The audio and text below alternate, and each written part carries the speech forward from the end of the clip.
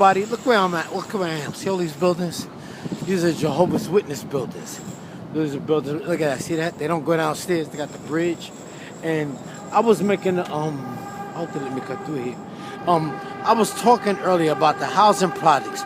See, look at that. Look at that shit over here. I'm gonna show you something. I'm glad I'm down here. And I was talking about the housing projects, and I was saying housing projects are modern day slave quarters. That's where the slaves live, and that's the plantation right there. That's the plantation right there. You know why I call it the plantation? Because all those buildings are owned by white people. Black people don't own none of that shit over there. And each morning, black people gotta get up and go bust their chops over there. We gotta get up and bust our chops over there. And I was saying, like, black people, in a sense, we're guests in America because we don't own anything in America. And I was saying this is why you know, like, we're the weakest link. We're the insignificant race of people. And this is why you see all these cops killing people and nothing happens to them. They walk. First of all, they're trying to sue the government, and you can't sue the government. I don't think you can. But nevertheless, the cops always walk. See all these buildings out here? That's owned by the Jehovah's Witness. But then all those buildings are over there. Those buildings are millionaires and billionaires on them damn buildings over there. And every day we got to get up in the morning and go bust our chops. We got to leave the housing projects. And the housing projects was only on about 4 acres of land. And the products, like down south, the projects are built out. But in New York City and in Chicago, the projects are built up. And I know Chicago, a lot of people from Chicago come from the South. They come from South Carolina. And they was leaving South Carolina because they wanted to get away from racism. They wanted to get away from racism and Jim Crow laws. And by the way, Jim Crow laws is nothing but affirmative action for white people.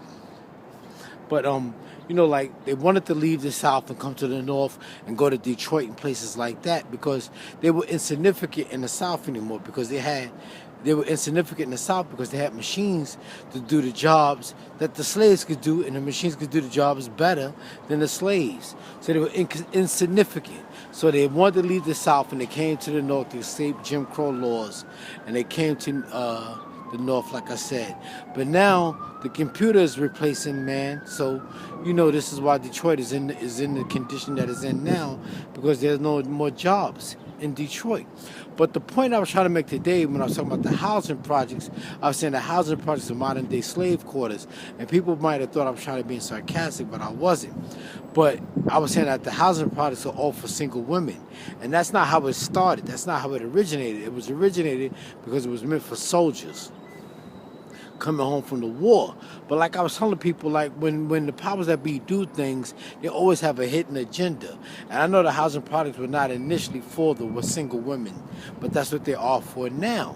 Just like the civil rights movement, like I was saying, it's like black people were coming out, they were getting away from the South. You know, and it was the black man and the black woman fighting for freedom, justice, and equality together. They were fighting Jim Crow laws and shit like that. They were fighting together. But the powers that be added the women's lib movement to it, to the civil rights movement. And the civil rights movement later turned into a woman against man kind of thing. And black women would, you know, jumping on the bandwagon saying they wanted to be treated equal. They were being treated unfairly. But black men had no say over black women in the first place. So what were they joining the women lib movement for? But now black people were fighting for civil rights. Now everybody fights for civil rights, and it diluted black power. You got gays fighting for civil rights. You got women fighting for civil rights. You got people coming into the country fighting for civil rights. And black people, I mean, people always look at me and say, well, Blue, you know, you make it seem like everything is about black people. And to a certain extent, it is. That's why America never wants to see a strong black community. I'm going the wrong way. America doesn't want to see a strong black community, and America doesn't want to ever see black people bridge the gap with black people in Africa. That, you know, they teach some Africans, when you come to America, don't fuck with them black people over there because they'll get you in trouble, and we'll just send your ass right back to Africa. So that's why you never see African Americans and Africans getting along with one another. You know, we can coexist together, but they'll never like bridge the gap. You know, because whenever you see pictures of Africa is always Africans in famine with big stomachs and flies and shit all over their face. And people in America be like, I don't want to go to Africa if it look like that.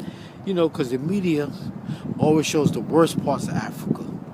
You know, so they never, but then again, it's not their job to show the good parts.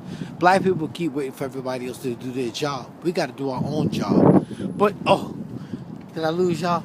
But my whole point is like housing products of modern day slave quarters. And that's the plantation over there.